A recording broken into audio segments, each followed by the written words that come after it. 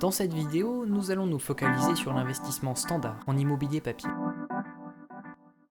Il existe 3 types de placements standards en immobilier.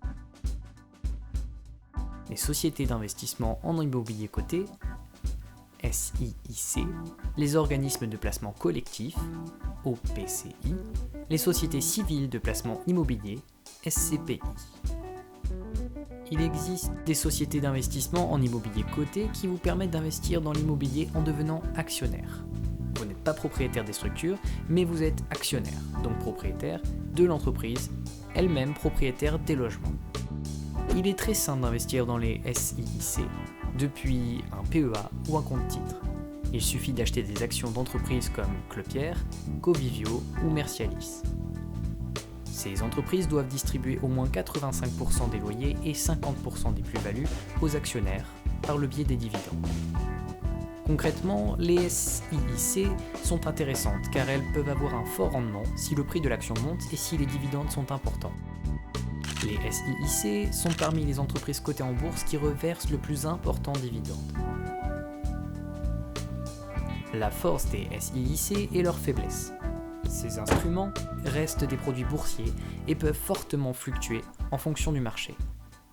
En août 2018 et en avril 2020, la valeur de l'action Mercialis a été divisée par 2, en passant de 14 € à 7 €. Ces sociétés font le lien entre l'investissement dans la pierre et l'investissement boursier. Mais les SIIC ne correspondent pas vraiment aux stratégies des investisseurs immobiliers qui veulent être propriétaires des biens physiques et durables. Pour investir dans l'immobilier papier non coté, il faut s'intéresser aux OPCI. Selon l'article L214-34 du Code monétaire et financier, une OPCI a pour objet l'investissement dans des immeubles destinés à la location ou qu'ils font construire exclusivement en vue de leur location. Ces organismes s'occupent de leur construction, leur rénovation et leur réhabilitation en vue de leur location.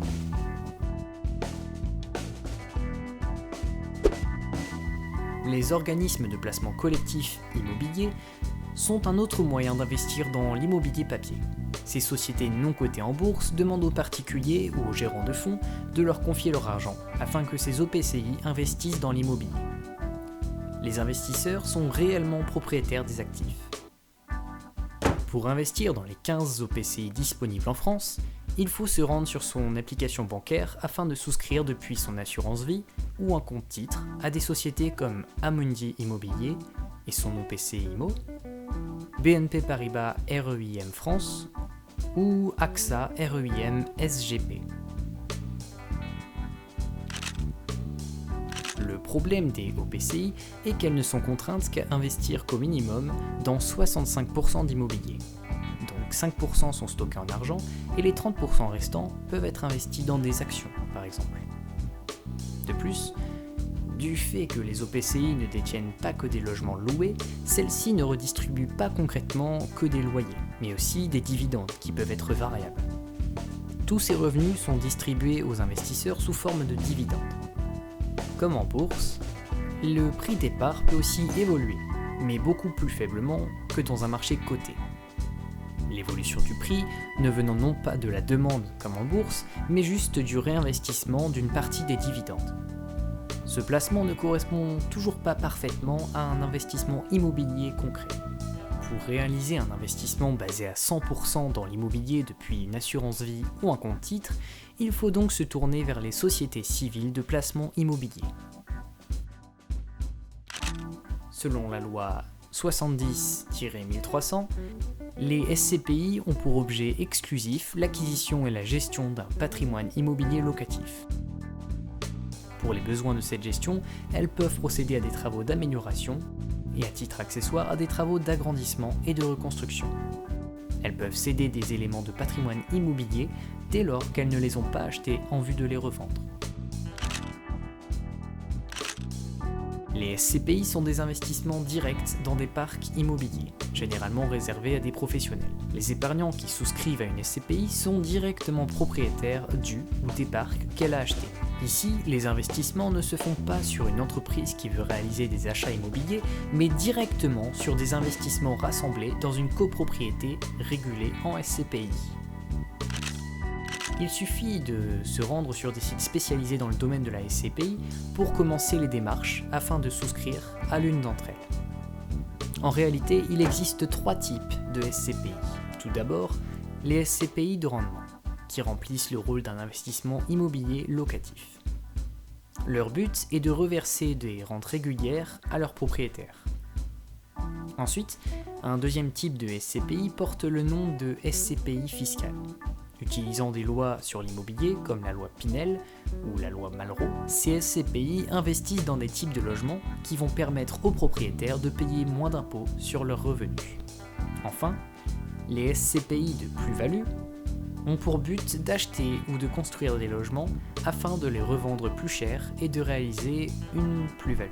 Il existe de nombreuses sociétés de gestion de SCPI qui proposent leurs produits en fonction des gammes qui sont recherchées par les investisseurs. Ce sont généralement des filiales de grandes banques ou d'assureurs, mais il existe aussi des sociétés de gestion indépendantes. Ces dizaines de sociétés de gestion proposent des centaines de SCPI qui ont des buts et des rendements spécifiques et adaptés aux différents profils d'investisseurs. Autrement dit, tout le monde peut trouver chaussure à son pied. Mais justement, il existe tellement de SCPI qu'il est parfois difficile de s'y retrouver. C'est pour ce besoin de clarification que des sites spécialisés proposent de référencer les SCPI en fonction des critères des investisseurs, ou alors en les classant selon leur rendement. Mais alors, me direz-vous, l'investissement en SCPI est un investissement absolument parfait? Eh bien, non. Les SCPI, bien que très pratiques et accessibles, possèdent tout de même quelques inconvénients. Les SCPI, ça présente pour moi beaucoup plus d'inconvénients que d'avantages. Le premier, c'est la perte en capital. Donc, il peut y avoir des défauts de la société de gestion avec un risque de perte totale en capital. Concernant les dividendes aussi au niveau donc, de la rentabilité, bien c'est simple. En fait, tout va dépendre du taux d'occupation. Donc, si le bien est mal géré et que la vacance locative est élevée, plus élevée que la moyenne, eh bien forcément, la rentabilité sera moindre. Il y a aussi, et non des moindres, c'est les frais de souscription. Les frais de souscription qui sont très élevés. Les frais de gestion, on est autour de 10% des loyers annuels. Aucune liberté d'action. Vous avez aucune liberté, vous êtes 100% dépendant de la société de gestion. Et au moment de la liquidation des SCPI, il y a une perte de valeur puisque déjà les frais d'acquisition, donc là les frais de notaire, sont inclus dans le prix de la SCPI. L'investissement en immobilier papier n'est pas parfait, mais les supports, notamment les SCPI, permettent une réelle diversification du patrimoine pour les investisseurs aguerris et une porte d'entrée pour les personnes voulant se lancer dans l'immobilier sans possibilité d'emprunt. Mais bien entendu, les risques de défaut, de faillite des gestionnaires ou les dégradations de biens sont aussi à prendre en compte.